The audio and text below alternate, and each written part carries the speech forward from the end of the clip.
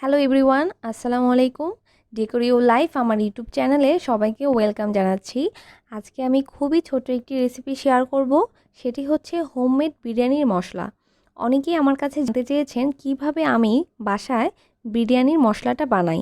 তো কথা না বাড়িয়ে আমার অথেন্টিক বিরিয়ানি মশলাটা বানানো শুরু করছি।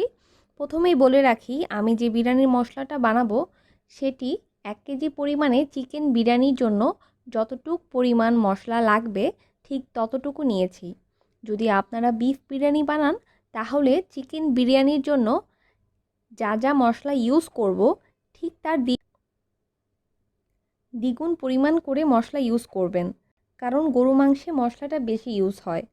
তো শুরু করছি রেসিপিটি। নিয়েছি 1 চা চামচের মতো মৌরি, জিরা, 5 থেকে 6টি দারুচিনি, 10 থেকে 15টি গোলমরিচ, একটি জয়ত্রী, 1 চা চামচের মতো শাহি জিরা, 5 থেকে 6টি লবঙ্গ, অর্ধেকটা জয়ফল, 3 থেকে 4টি এলাচ, 1 চা চামচের মতো ধনিয়া।